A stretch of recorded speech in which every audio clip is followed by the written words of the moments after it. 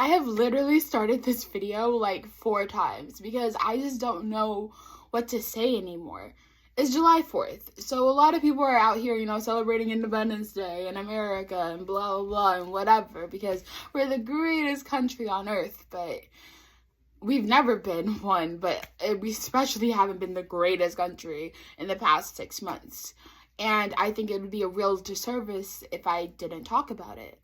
Recently, the House and the Senate passed a really horrific spending bill.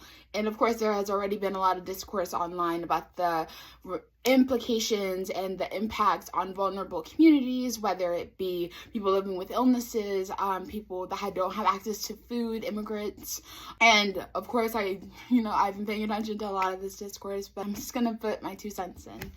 So, as some of you know, I work at a nonprofit that provides food to people living with illnesses. And so, as a result, I do field a lot of calls from people that talk about, their SNAP benefits, to help supplement some of the food that we're sending, if they have larger families, or people that are talking about their Medicaid and their insurance and how difficult it is already to navigate the system. And so, watching this spending bill be passed has been really horrifying because although me, alhamdulillah, I have a lot of privilege and I'm able-bodied, I don't live with these kinds of illnesses, it won't directly impact me as badly, but I interact with people on an almost daily basis in which this kind of spending bill is going to really impact them.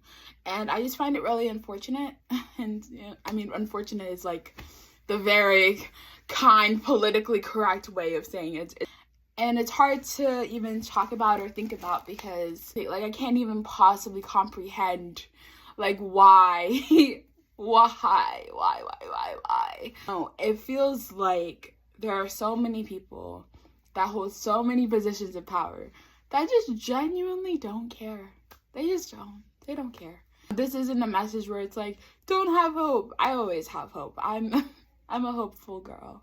But I just want to talk about the fact that with this imminent passing and implementation of this bill, the way in which I feel like it's going to impact me the most is that I'm going to have to field a lot more difficult conversations with people that don't have access to any other food. And then they're going to be calling and asking if they can get on our program. And I'd have to explain that they're likely not qualified because we have very stringent qualifications. And just emotionally prepping myself to have those kinds of conversations on a more regular basis is a lot to think about and a lot to navigate and a lot to process. So I can't even imagine having to be on the other side of that conversation, like that person who is calling desperate, hungry, lacking access to resources. Their illness is literally eating them away, like their body is decaying and they're just asking for help. And I, on the other side, me, am the one that tells them there is no help available. And I thought about, I think about a lot of things. I thought about a lot of things, but, it's just really sad. And I wanted to talk about how sad it is. I don't have any answers. I don't know what we're supposed to be doing. I don't know anything.